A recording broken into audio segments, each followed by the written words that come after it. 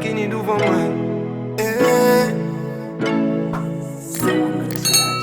fini moi, ça qui a Salut tout le monde, on se retrouve aujourd'hui pour une nouvelle vidéo. J'espère que vous allez bien. Aujourd'hui, on est sur un nouveau format qui s'appelle la boîte à questions de Tanonou et j'aurai à chaque fois un nouvel invité qui viendra nous parler de son parcours et d'elle-même. Donc aujourd'hui, on est avec Myriam Vernon. Myriam, comment tu vas? Ça va très bien, Fanou. Merci de ton invitation. Alors, pour pas vous mentir, c'est la deuxième fois qu'on fait la vidéo parce que j'ai pas enregistré. En fait, j'ai enregistré, mais bon, bref. Donc, tout ça pour vous dire qu'on est contente. On va essayer de passer un bon moment avec vous. Et puis, j'espère que vous allez apprécier ce nouveau format. Alors, aujourd'hui, on va parler avec Myriam, qui est conseillère en images. Alors, Myriam, présente-toi. Alors, Myriam, comme tu l'as dit, je suis conseillère en images depuis 8 ans. J'ai 35 ans et je suis maman d'un petit garçon de 12 ans. J'habite en Martinique et je suis fière d'être martiniquaise.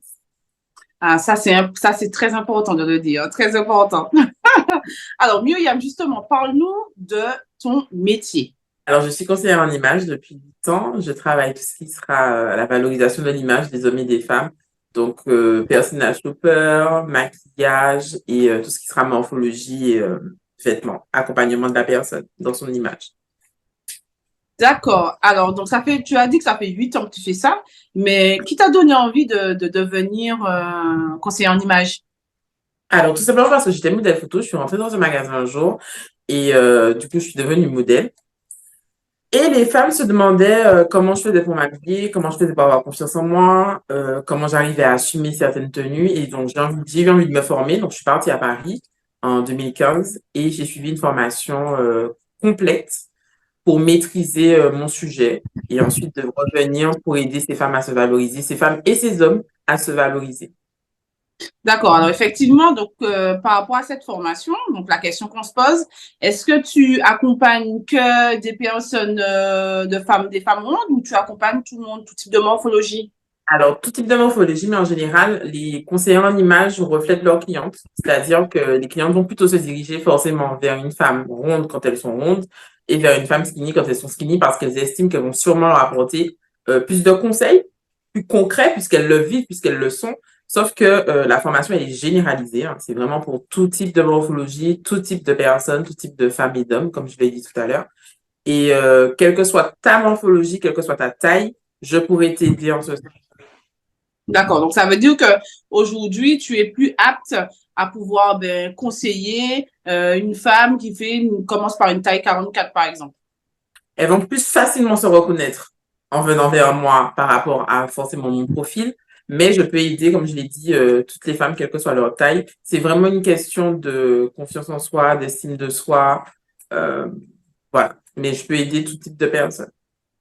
Alors, tu as répondu à la question. Donc, c'est en entrant dans une boutique que tu as eu envie de pouvoir aider parce que les personnes te demandaient souvent où tu trouvais tes tenues. Et est-ce que c'est un métier que tu aimes? Est-ce que c'est passionnant? Parle-nous un peu de ton métier. Alors, sincèrement, je fais un métier passion. J'aime bien dire que je suis un couteau suisse. Parce que je fais à la fois de la photographie en amatrice, hein, à la fois de la photographie, je maquille aussi. Je suis maquilleuse, ça fait partie de la formation. Je suis conseillère en image et je suis modèle photo. Donc, c'est-à-dire que je suis sur tous les aspects de la valorisation de l'image. À la fois derrière la caméra, devant la caméra. Je connais mon sujet, je maîtrise mon sujet et j'aime vraiment, vraiment ce que je fais. Alors, donc, c'est plus qu'une passion. Alors, c'est-à-dire que tu te réveilles avec la patate quand tu Tout vas à fait. voir tes clientes. Exactement. Mais je travaille surtout, principalement sans les clientes. C'est-à-dire que j'ai des entretiens avec elles, ben, comme on peut le faire là aujourd'hui. J'ai des entretiens Mhm. avec elles, que ce soit physique, que ce soit virtuel. Mais je travaille principalement sans mes clientes. C'est-à-dire que je vais chercher sur Internet des informations dont elles ont besoin. Par exemple, personnel shopper, du shopping en ligne, c'est principalement ce que je fais.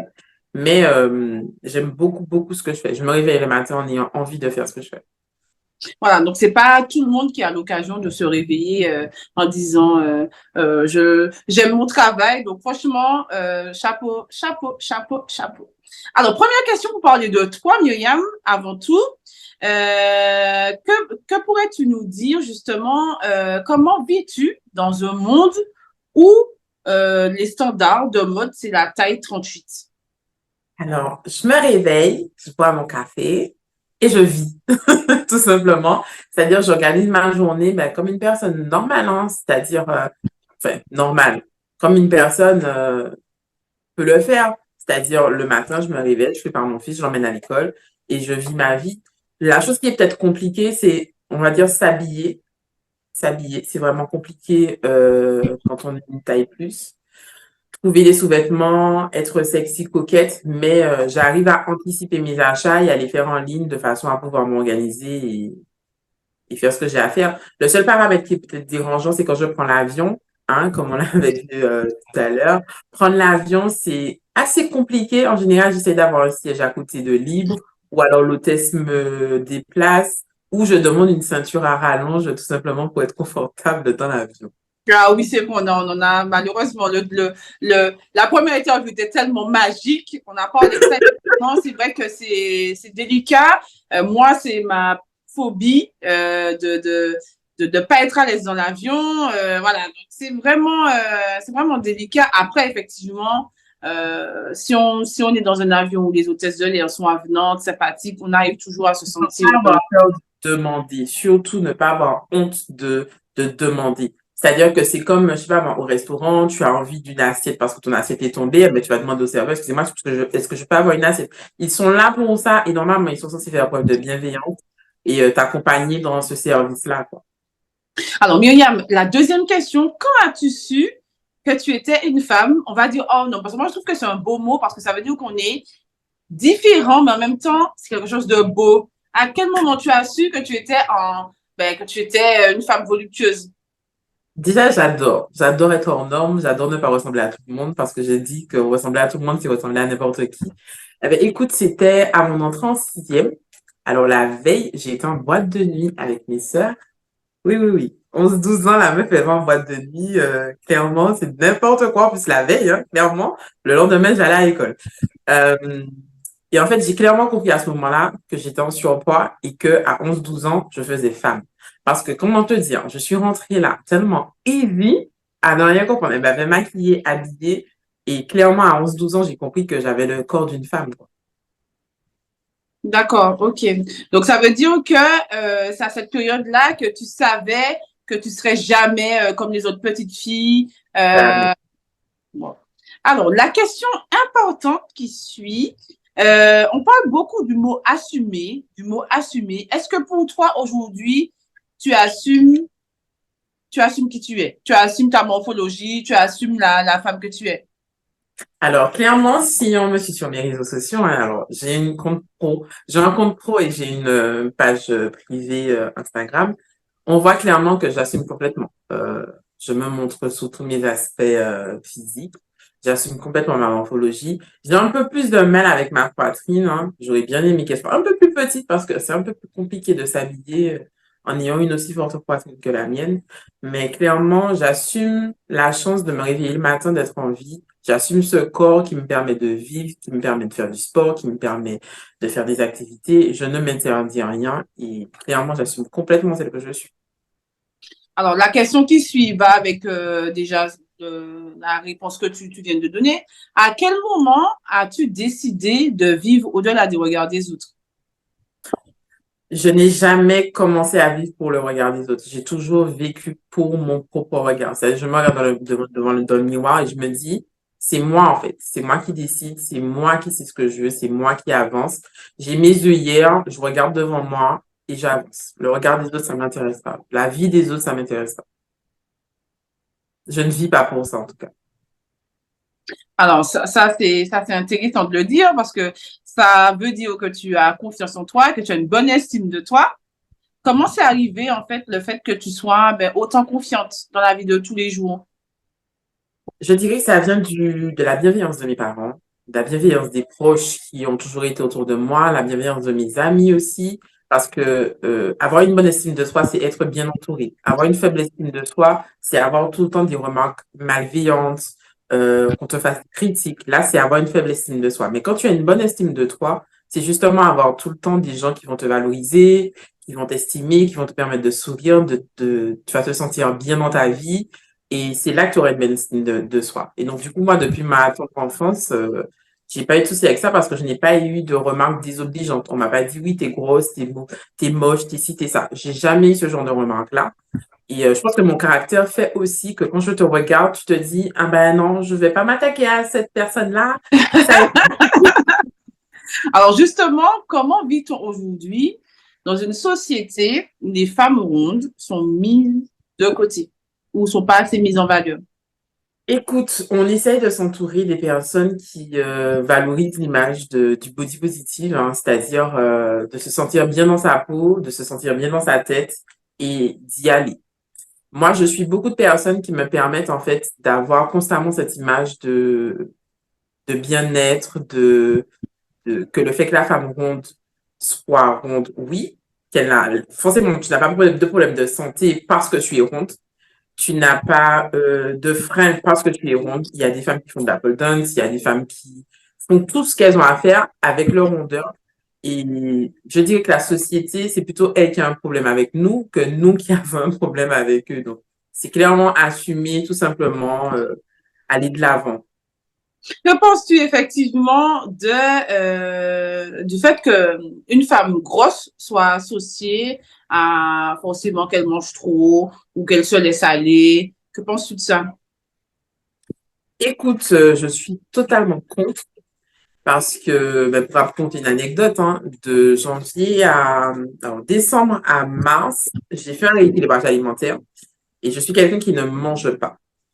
Et j'ai fait un rééquilibrage alimentaire et j'ai perdu du poids en mangeant. Ça n'a rien à voir. La nourriture n'a rien à voir avec le fait d'être gros ou pas, clairement. Si tu es quelqu'un qui ne mange pas du tout, tu peux grossir. La nourriture ne va pas te faire grossir plus ou pas. C'est vraiment une question de corps, de morphologie, voilà. C'est le corps qui veut ça, mais c'est pas parce que tu manges plus que tu vas être beaucoup plus forte, quoi. Oui, parce qu'il y a des personnes qui sont minces et qui mangent beaucoup et qui grossissent pas. Donc, effectivement, tout ça, c'est la morphologie de la personne qui fait. Si la personne aussi a la maladie, qui a l'obésité, peut manger ben, une courgette, ben, en mangeant une courgette, elle peut prendre du poids. Donc, c'est Voilà, le vraiment, il métabolisme. faut que les gens ne font pas n'arrivent pas à, qui dit gros dit, ben, vie malsaine. Alors que pas forcément, ça peut être dû à une maladie, ça peut être quelque chose de mental. Il y a plein de choses qui font que ben on peut éventuellement se laisser aller et tomber dans des traverses, oui, mais ça Exact. peut être dû à plein d'autres choses aussi. Tout à fait. Le métabolisme, c'est pas quelque chose qu'on contrôle, c'est vraiment quelque chose qui est propre à chacun. Tout à fait. Alors, prochaine question. J'ai peur.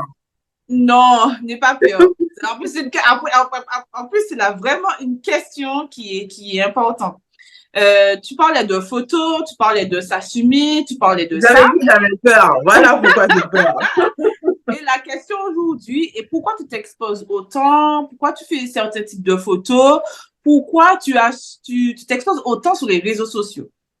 Alors, pour les gens qui ne me connaissent pas, donc j'ai une page perso qui est Myriam Vernon, hein, où c'est vrai que je m'expose, j'aime bien dire le terme exposé, où je me montre en lingerie, en maillot de bain la plupart du temps. C'est très rare que je sois habillée sur cette page privée, je suis à préciser, parce que je veux que les femmes puissent s'identifier, se motiver et les aider à se valoriser. Qu'elles voient en fait que c'est possible qu'une femme qui ait des rondeurs, qui soit grosse, puisse en fait se mettre en valeur et qu'elle puisse, je dirais, être influencée, entre guillemets, par ce que je peux dégager.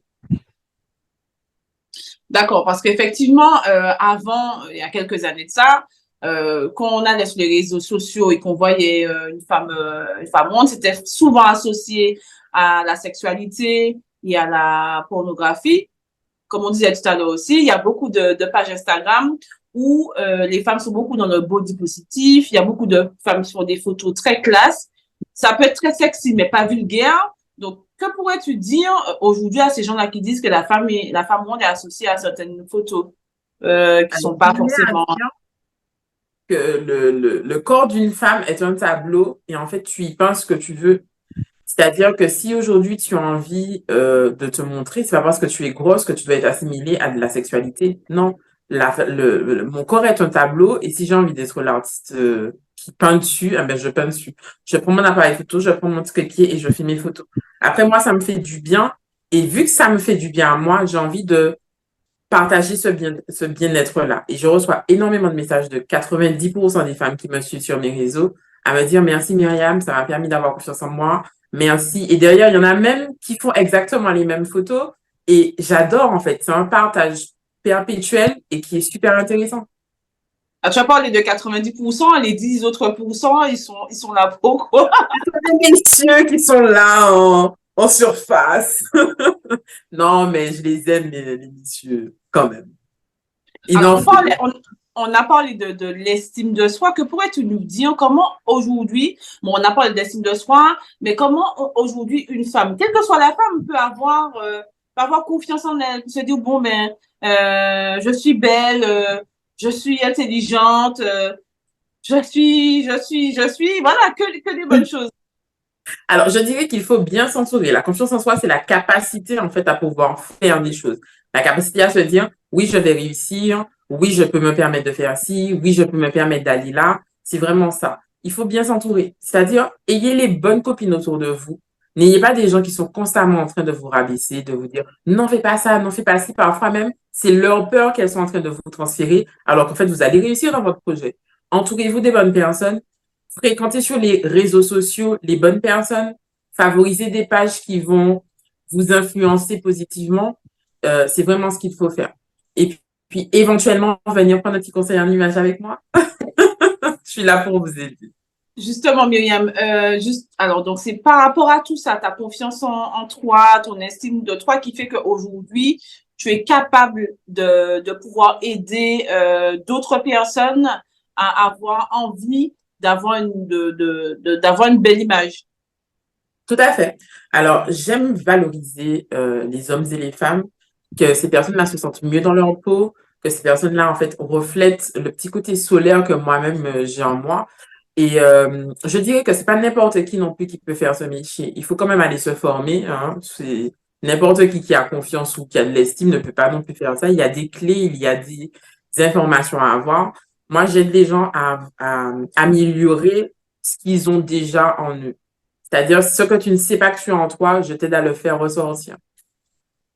D'accord. Donc, ça veut dire que si, par exemple, la personne a vraiment un mal-être, quel conseil pourrais-tu lui donner, même si en apparence, la personne est bien, la personne arrive à se mettre en valeur, mais si la personne a vraiment un mal-être, quel conseil pourrais-tu lui donner? Alors, moi, je gère la partie, je dirais, visuelle.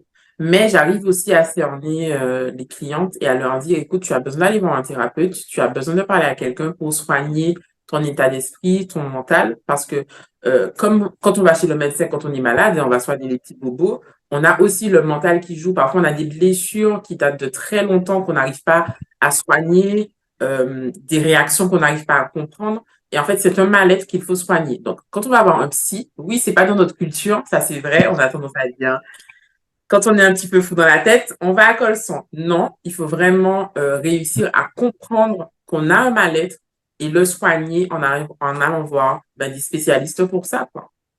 C'est vrai parce on en parlait dans la première vidéo. C'est vrai qu'aux Antilles, les gens ont du mal à aller voir des spécialistes parce que pour eux, ben, c'est que tu as un problème psychiatrique, alors que non, on peut juste avoir besoin de parler, de discuter, de pouvoir ben, exprimer quelque chose qu'on peut pas forcément exprimer tout le monde. Et des fois, alors c'est pas que les femmes rondes qui ont besoin de Exactement. voilà, tout le monde a besoin de pouvoir se sentir bien dans sa peau, de se sentir belle et beau. Donc, c'est important pour les gens de pouvoir, ben, s'ils ont un mal-être, de pouvoir l'extérioriser, pour pouvoir changer, évoluer. Des mots sur ce mal-être-là. Voilà, c'est ça.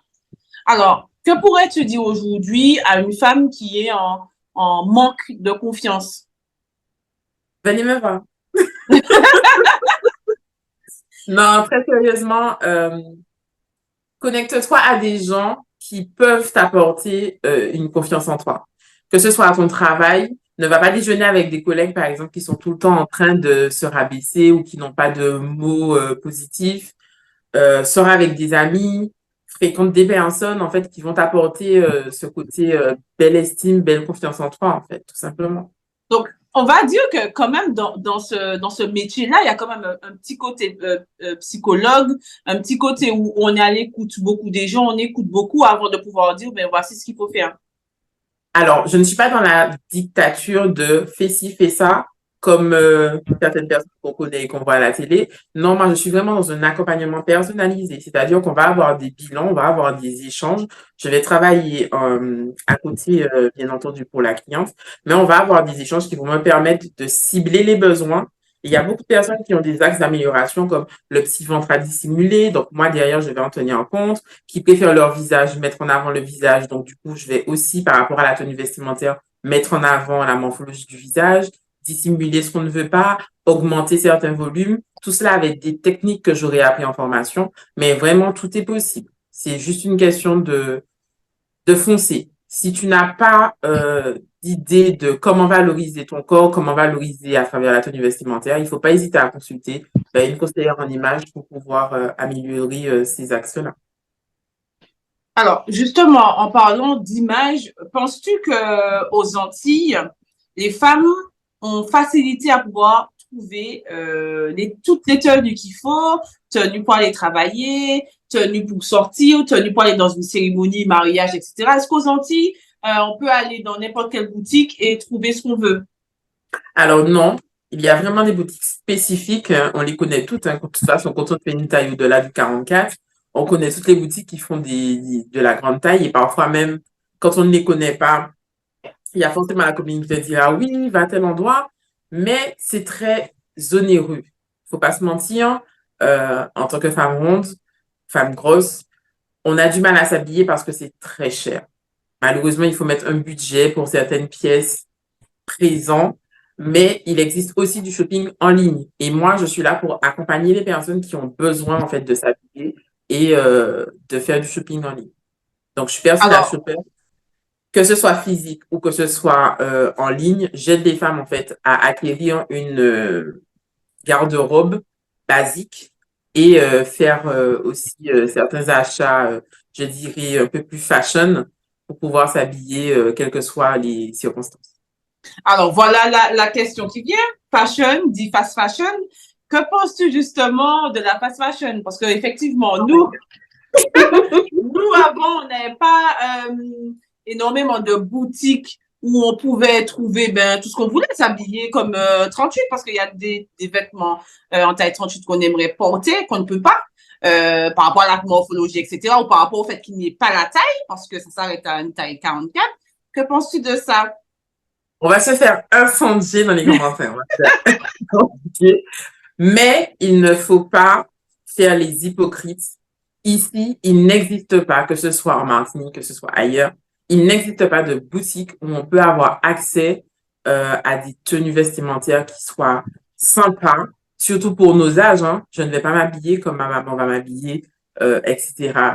Ce que proposent les magasins à l'heure actuelle n'est pas suffisamment, euh, il n'y a pas de choix suffisant pour pouvoir s'habiller. Donc, on est obligé de commander en ligne. Et si, bien entendu, il n'y a que ces sites-là qui proposent des tenues intéressantes, on est obligé, on n'a pas trop le choix, en fait. C'est-à-dire qu'avant, on n'avait pas le choix de pouvoir ben, se faire plaisir, de porter des tenues qu'on aimerait. Alors que maintenant, il y a tellement de choix, il y a plein de choses qui est possible. C'est-à-dire qu'aujourd'hui, on se tourne vers ces sites-là qui nous permettent d'être habillés, entre guillemets, normalement, comme tout le monde, comme monsieur tout le monde. Donc, c'est pour ça qu'aujourd'hui, on se tourne vers la fast fashion, mais pas dans l'abus. Oui, pas dans l'abus, mais c'est surtout que aussi ils proposent des tailles, allez, du 34 au 68. Vraiment, qui aujourd'hui peut se vanter d'aller dans une boutique et de trouver une taille comme celle-là? Il y a des personnes qui sont en surpoids, elles ont aussi le droit de s'habiller. Elles ont aussi le droit de porter des couleurs. Elles ont aussi le droit de porter des vêtements qui sont sexy. Donc, non, la fast fashion, malheureusement, si c'est ce qu'il y a aujourd'hui en 2023, ben, on est obligé de se diriger vers cela. Il faut pas faire les hypocrites non plus. Hein. Oui, c'est sûr. Après, effectivement, c'est l'abus de la fast fashion qui fait que c'est pas très recommandé. Mais si on commande une fois de temps en temps, voilà, on peut éventuellement se faire un petit plaisir. Oui, tout à fait, tout à fait. Mais après, quand tu achètes, comme tu disais tout à l'heure, tu as envie d'aller travailler, que tu as 200 euros de budget pour 3 pièces, on va pas se leurrer. En fast fashion, on a quand même pour 200 euros beaucoup plus que 3 pièces. Il y a ça aussi, Avec le coût 200 de euros, t'as au vêtements. moins 20 articles facilement, hein, quand même. Hein. Donc, c'est vrai que même si ça prend du temps à arriver, au moins on est sûr d'être tranquille pour une bonne période. Voilà. Il faut en fait être avant un juste milieu. Aujourd'hui, si une boutique me dit, ben, j'ai un petit haut pour toi en taille 54, 56 à 10 euros et qu'en fait, ce prix-là, il reste correct toute l'année, je me dis, OK. Mais si aujourd'hui, il y a personne qui est pas capable de fournir ce genre de pièces-là, ben, non. On sera obligé de se diriger sur du shopping en ligne. Voilà. Après, c'est pas tous les shopping en ligne qui sont fast fashion. Ah, pour vous donner un exemple simple, moi, je, ne- je ne trouve rien en boutique classique. Je peux trouver des choses, par exemple, je vais donner le nom de certains magasins. Par exemple, Zara, c'est Zara, Bershka, c'est des magasins qui sont très cotés en hexagone. Moi, je ne trouve rien là. Enfin, je veux pas mentir, j'ai trouvé des petites choses, des petits hauts, des choses comme ça, des choses basiques. Parce que moi, par rapport à toi, j'ai une petite poitrine, donc je peux trouver des choses, mais je ne peux pas acheter de vêtements dans ces boutiques-là. Donc, ça veut dire que quand je veux faire du shopping, ben, je vais peut-être me faire plaisir en achetant un gloss, des accessoires, mais en vêtements, je ne vais rien trouver. Chez Primark, je peux trouver deux, trois choses parce que des fois, ils font des choses jusqu'au 50, 52. Mais dans les autres boutiques qui a la cote, qui sont cotées, ben là, je ne vais rien trouver, malheureusement. C'est-à-dire que c'est difficile, par exemple, quand on a des copines mais qui sont en taille standard, on va aller faire du shopping avec elles et on sera forcément la personne qui sera lésée parce qu'on n'aura pas de boutique où on pourra se diriger et trouver. C'est vraiment frustrant. Et c'est pour ça qu'il faut anticiper les achats. Sincèrement, moi, des achats de fin d'année, je vais les faire en période de grandes vacances. Déjà, moi, je dis, faut profiter des soldes. Ce sont les meilleurs endroits où tu peux trouver des pépites. Faut profiter des soldes. Mais malheureusement, c'est ça. Sinon, on va devoir aller chez des créateurs, parce qu'il en existe aussi des créateurs qui font de la grande taille, mais ça reste cher. Pour des pièces d'exception, je suis d'accord, c'est très bien, mais malheureusement, pour la vie de tous les jours, on ne peut pas se permettre de porter que des pièces de créateurs. C'est sûr. Et on peut pas non plus, par rapport à notre âge, s'habiller comme si on avait 50 ans. Il faut aussi s'habiller tout en restant quand même un minimum classe et populaire, Sophistiqué. porter des vêtements qui soient quand même bien. Donc, c'est pour ça Voilà. qu'aujourd'hui, malheureusement, certaines femmes vont se tourner vers la fast fashion. Il y a aussi Kiabi, j'ai oublié Kiabi, mais forcément, je ne vais pas tout trouver chez Kiabi. Kiabi, c'est un Alors, je chemise vais et pas un le truc. dénoncer, Pour moi, Kiabi, mais c'est mes mères. Désolée, Kiabi, j'aime bien vos vestes, etc. Mais je peux pas. Pour moi, Kiabi, c'est des gens de entre 40 et 50 ans, 60 ans qui vont s'habiller là. Pas moi. bon, on trouve quelques pièces quand même que l'on arrive à customiser, hein, mais je trouve qu'il y a beaucoup de magasins qui font de la grande taille en ligne, mais qui ne les présentent pas en boutique physique parce qu'ils ne veulent pas que, je dirais, les femmes rondes viennent en boutique essayer. C'est vraiment hyper désagréable. Par contre, elles te proposent des vêtements en ligne, hein. Ça, il n'y a pas de souci. Mais en physique, très compliqué. Donc, ça veut dire que quand tu es ronde, tu peux pas sortir, tu peux pas aller faire du shopping parce que y a pas ta taille, quoi. C'est triste. Ce qui est très injuste. Du coup, on est obligé de se retourner vers les personal shoppers comme moi qui vont aider certaines femmes à valoriser leur image en cherchant des pépites en ligne. Ben, t'as trouvé ton bon domaine, donc n'hésitez pas à te consulter si on veut vraiment. Après, il faut avoir le budget aussi, donc il faut vraiment se donner des moyens. Si on veut avoir un style et se démarquer des autres, il faut passer par un personnage shopper. Tout à fait. Alors, il y a beaucoup de personnes qui pensent que c'est très onéreux, alors que pas du tout. Parfois même, tu peux économiser beaucoup d'argent en faisant appel à un personal shopper que en faisant ton shopping toi-même. Parce que tu vas acheter des pièces en te disant, parce que tu as des vendeuses qui vont forcer l'achat, qui vont te dire, oui, mais prends ça, ça te va bien, etc. Tu vas leur faire confiance. En arrivant chez toi, tu vas laisser le vêtement de côté. Alors qu'en fait, quand tu as une professionnelle qui va s'adresser à toi, elle va t'expliquer comment t'habiller. Tu n'auras plus besoin de la vendeuse. Tu trouveras toi-même tes pépites et tu te feras confiance à toi-même, tu n'auras plus besoin de l'avis de cette fameuse vendeuse qui va te pousser à l'achat. Ah, donc, ça veut dire qu'il y a certaines vendeuses qui poussent à l'achat. Alors, il faut vraiment que les tenues soient adaptées à la morphologie. Il y a, il y a, il y a des, il y a des, on est fait tout différemment pour pas porter toutes les mêmes vêtements. Exactement. Non, mais les vendeuses sont là pour ça, hein, on va pas se mentir, hein. Elles sont là dans le magasin pour faire du chiffre, hein. Mais justement, est-ce que tu veux aller voir quelqu'un qui veut faire du chiffre ou est-ce que tu veux aller voir quelqu'un qui te permet de t'habiller correctement? Il faut juste arriver à trouver. Il y a des magasins comme ça en Martinique où tu as des vendeuses qui sont bienveillantes, mais c'est pas partout pareil en fait. J'ai une cliente, par exemple, pour donner une anecdote, qui a aimé le maquillage que je lui avais fait. Elle a été dans un magasin que je ne citerai pas. On lui a fait acheter plein de choses qu'elle ne sait pas utiliser et au final, ah ben, elle a tout jeté parce qu'elle ne sait pas utiliser, alors qu'elle voulait juste un petit peu de maquillage pour réapprendre à se maquiller. Donc, ça veut dire qu'aujourd'hui, Myriam, tu es capable de pouvoir, par rapport à la morphologie, en fait, du visage de la personne, lui Oui. apporter un maquillage qui sera adapté. Exactement. On va faire un atelier où je vais lui expliquer les techniques, je vais lui expliquer comment faire des maquillages parfois très simples juste pour aller travailler et lui donner aussi la liste de ce dont elle a besoin et elle ira en magasin avec sa liste et elle achètera que ce dont elle a besoin. Ou alors elle fera appel à mes services pour du personnage shopper et je lui achèterai ce dont elle a besoin et je lui ramènerai. Pareil, je Donc, fais aussi des ateliers et donc du coup elle pourra prendre un atelier pour pouvoir apprendre à se maquiller. Donc, ça veut dire que tu sais habiller, maquiller, aider la personne à avoir confiance en elle. Tout à fait. Tu fais le shopping, donc tu fais tout, en fait. Exactement, c'est ce qu'on appelle une conseillère en image, en fait, tout simplement. Elle fait vraiment tout ce qui concerne la valorisation de l'image. Et aussi, je suis photographe.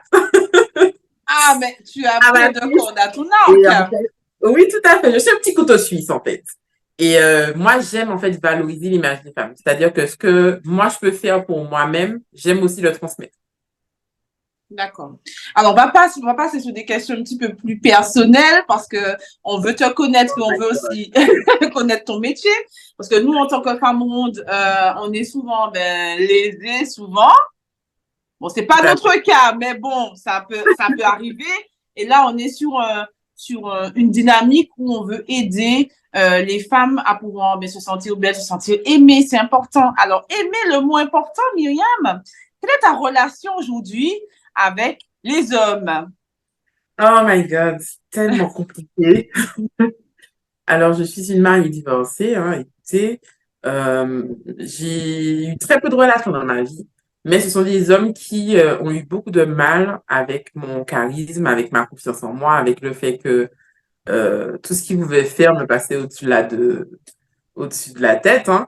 Et je ne suis pas quelqu'un de jalouse, je ne suis pas quelqu'un de possessive, mais je veux du respect. Donc, eux, quand ils voyaient que j'étais sur les réseaux sociaux, que j'avais confiance en moi, que je me montrais en maillot, etc., ils avaient plus de facilité à me tromper. Donc voilà, systématiquement, quand j'étais avec un homme, ils me trompaient.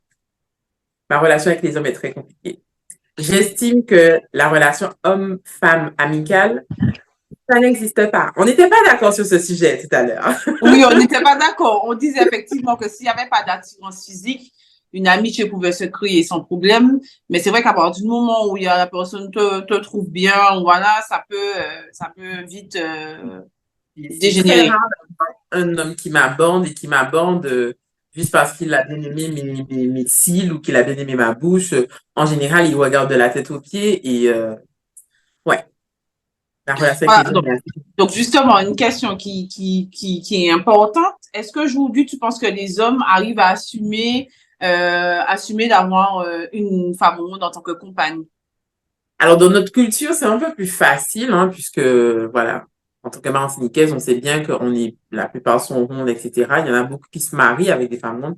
Mais j'estime que je vois beaucoup d'hommes qui ont une femme officielle, entre guillemets, mariée, en couple, plutôt skinny, mince, en forme, mais les grosses, les apouchous, comme on aime à dire en Afrique, ils les assument pas. Ça va être vraiment leur maîtresse, leur amant, leur femme à côté pour la partie sexuelle uniquement. Auprès de leurs amis, auprès de leur famille, ils vont pas forcément assumer ce genre de femme, tu vois. Donc, ça veut dire que tu estimes que certains hommes, enfin, une grande partie de la population n'assume pas forcément d'être avec une femme monde. Pas du tout, non, ils n'assument pas. malheureusement. Bon, alors, les garçons, les hommes qui regardent cette vidéo-là, si vous avez Laissez-nous en l'avis, commentaire si on veut se tromper. On se trompe, mais laissez-nous en commentaire. Éventuellement, on va voir quels sont les hommes qui assument ce genre de femmes. tout à fait. Alors, Myriam, vraiment merci pour cette interview. Merci vraiment beaucoup. Dis-nous où est-ce qu'on peut te retrouver, comment on peut rentrer en contact avec toi si on a envie que tu sois notre personal shopper ou notre conseiller en image. Dis-nous tout, comment on peut rentrer en contact avec toi. D'abord, c'est moi qui te remercie, ta nounou. J'ai adoré le format de ta vidéo. Vraiment, je te pousse à continuer. C'est vraiment super intéressant. Et même pour les femmes qui te suivent, hein, tu es une grande Oui. inspiration. Et vous pouvez me retrouver sur mes réseaux sociaux. Donc, ce sera Instagram, @le conseil en plus. Mon numéro de téléphone, 06 96 88 41 41. Alors, ça va plus là. Pour le mot de la fin, Myriam, que dirais-tu à une femme en manque de confiance? Je pense que c'est important de le redire. Qui regarde cette vidéo, que lui dirais-tu aujourd'hui? Je lui dirais sincèrement, écoute, tu es une femme magnifique. Prends juste conscience que tu n'as pas encore exploré tout ton potentiel. Entoure-toi des bonnes personnes. Regarde sur les réseaux sociaux les bonnes pages et à ce moment-là, tu verras que tu brilleras pleinement. Mais merci pour ce doux mot. Merci pour cette douce phrase. En tout cas, je vous invite à vous abonner, à liker, à partager si vous avez aimé cette vidéo. N'hésitez pas à vous abonner à la page de Myriam, le conseil en plus, et sa page perso si elle veut bien vous accepter, bien évidemment.